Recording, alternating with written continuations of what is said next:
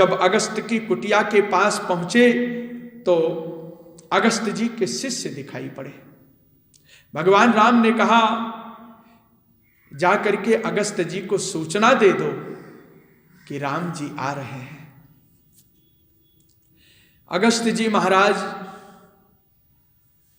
के पास शिष्य दौड़े दौड़े आए, गुरु के चरणों में प्रणाम किया। गुरुदेव, राम जी आए हुए हैं दंडकारण्य में,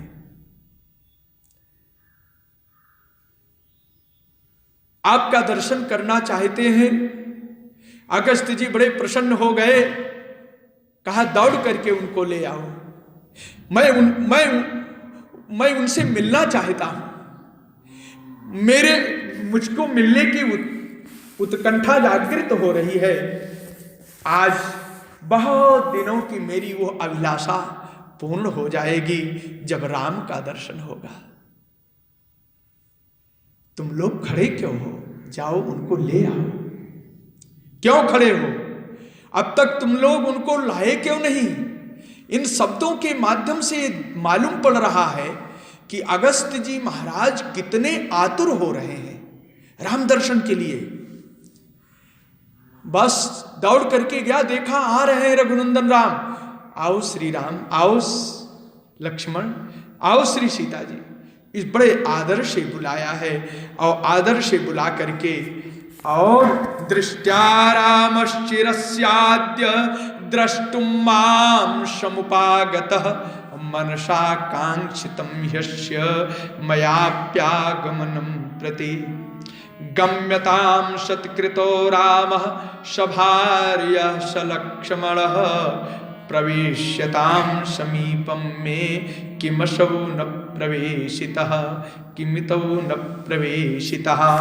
अब महाराज इतना कह करके महर्षि अगस्त जी अपने शिष्यों के साथ आनंदोल्लसित हो करके राम जी को लेने के लिए चल पड़े। चल पड़े। देख रहे ठाकुर को दूर से देख लिया, भाव विह्वल प्रेमाश्रु का वर्षण करते हुए, लड़खड़ाते हुए रघुनंदन राम के पास चल रहे हैं।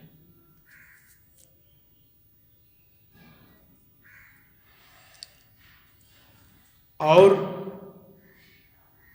अभिवाद्य तु धर्मात्मा, क्या महर्षि वाल्मीकि जी के शब्द हैं। अभिवाद्य तु धर्मात्मा।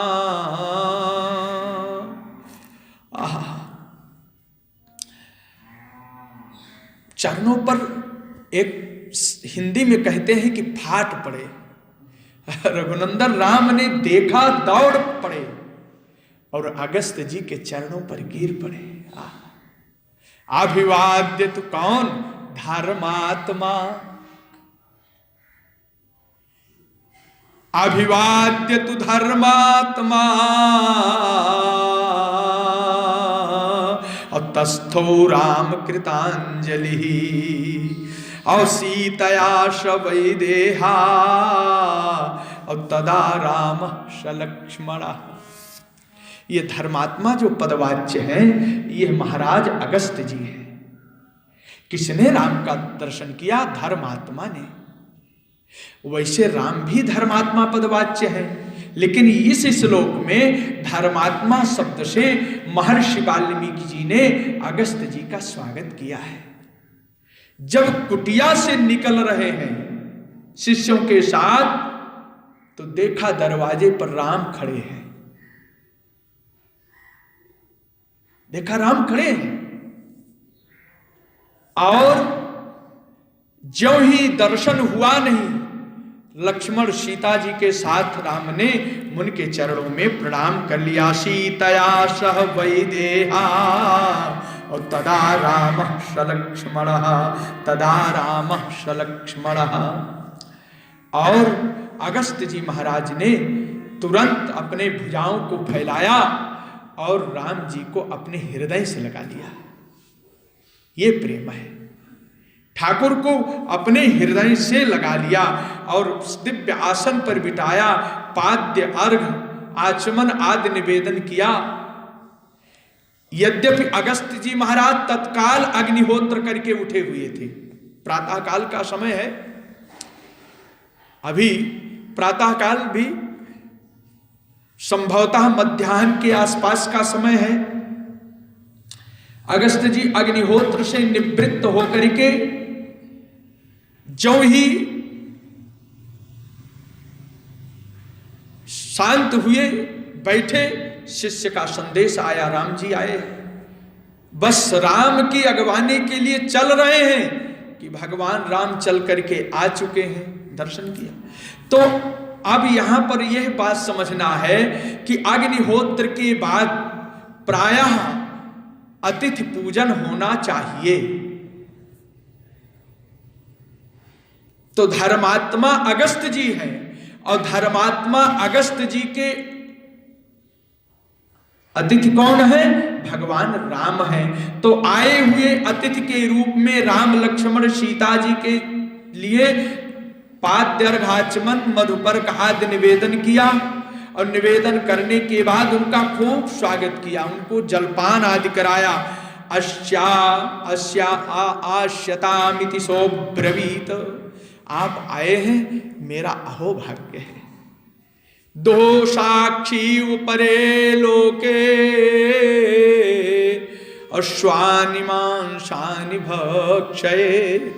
जो अग्निहोत्र करके अतिथि का स्वागत नहीं करता है, वो परलोक जाने पर अपने ही मांस को खाता है। अब आजकल तो अग्निहोत्र की परिपाटी ही समाप्त हो रही है। ब्राह्मण को तो नित्य होम करना चाहिए, संध्या तर्पण आदि देव पूजन के बाद नित्य होम का विधान है। तो महाराज अग्निहोत्र के उपरांत साधक को प्रतिदिन अतिथि की सेवा करनी चाहिए।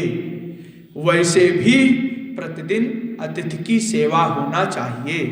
षट कर्माणि में 6 कर्म में अतिथि सेवा आती है। तो दुह साक्षी व परे लोके, बहुत दुख उठाना पड़ता है। वो दुख किस रूप में है? स्वानि मांसानि भक्षये, जो अतिथि की सेवा नहीं करते हैं, ऐसे मनुष्यों को अगस्त जी महाराज इस प्रकार से कहते हुए रघुनंदन राम के चरणों में फल फूल आदि का निवेदन किया। और निवेदन करते हुए स्वर्ण हीर्ण जटित ब्रह्मा के द्वारा प्रदत्त, विश्वकर्मा के द्वारा निर्मित दिव्य धनुष भगवान को प्रदान कर दिया। दिव्य धनुष भगवान को प्रदान कर दिया। इंद्र के द्वारा दिए हुए अक्षय बाण वाले 2 तरकस भी भगवान को प्रदान किया है। इन तरकस के बाण कभी समाप्त होने वाले नहीं हैं।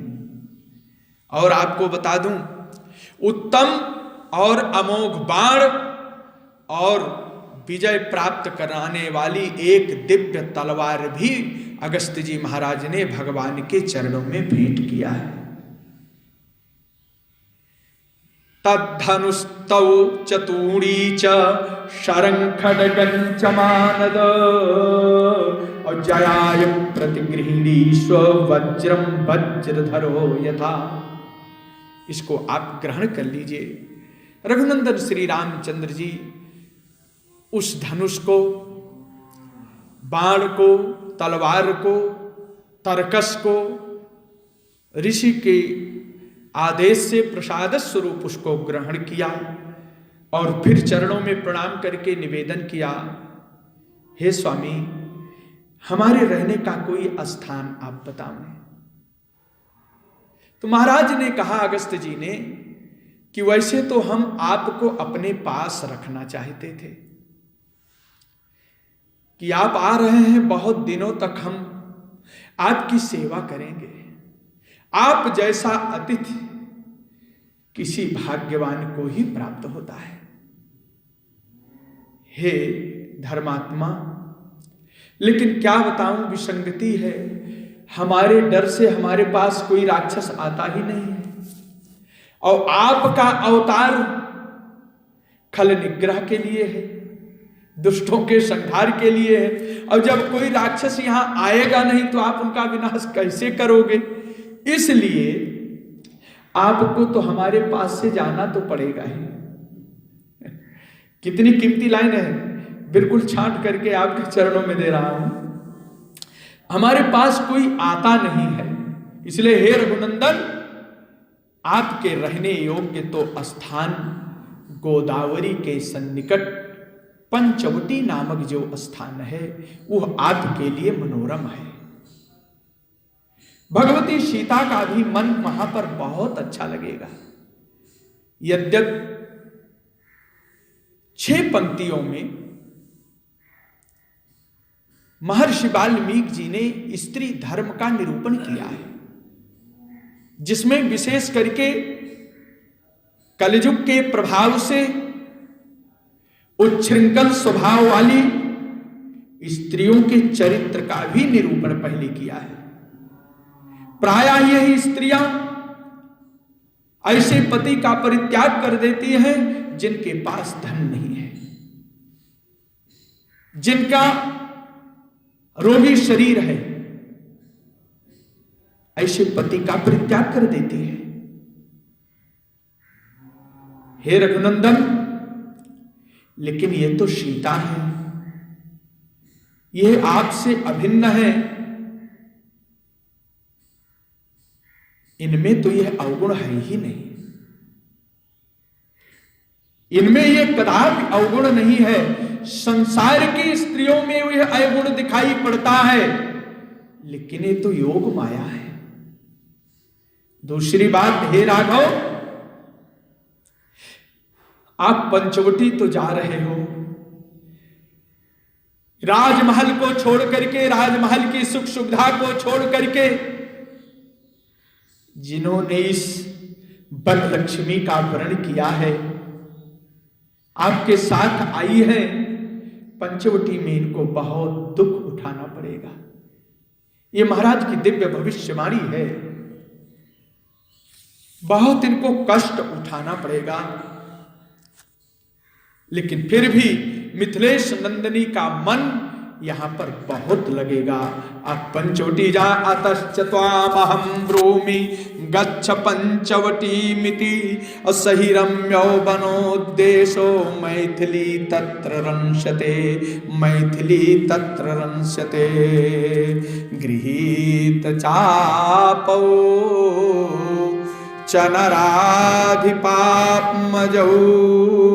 अभिषक्त तूणी समरे स्वकातरो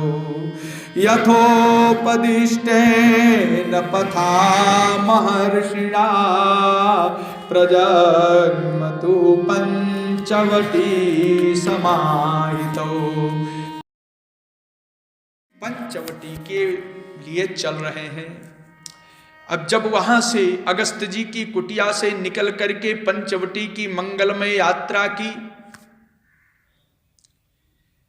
तो पंचवटी पहुंचते पहुंचते रास्ते में एक विशालकाय पक्षी दिखाई पड़ गया। बहुत विशालकाय पक्षी किसी विशाल वृक्ष की विशाल शाखा का आश्रय लेकर के जो बैठा था, राम राम कह रहा था, वह पक्षी दिखाई पड़ गया। भगवान ने कहा, को भगवान आप कौन हैं? आप कौन हैं? महाराज ने बहुत सुंदर अपना पक्षीराज ने उत्तर दिया, महाराज मेरा नाम जटायु है। ततो मधुरया वाचा असौम्या प्रीणयन्निव उवाच वत्समां विद्धि वयस्यं पितुरात्मनः। एक सर्ग में जटायु महाराज ने केवल अपना परिचय दिया है, मैं कौन हूं। हे तात, हे पुत्रो, मैं तुम्हारे पिता का मित्र हूं। पहला परिचय दिया, मैं तुम्हारे पिता का मित्र हूं, मेरा नाम जटायु है। तो कहा, महाराज 14 प्रजापतियों की 14 क्यों 17 प्रजापतियों के जन्म की कथा।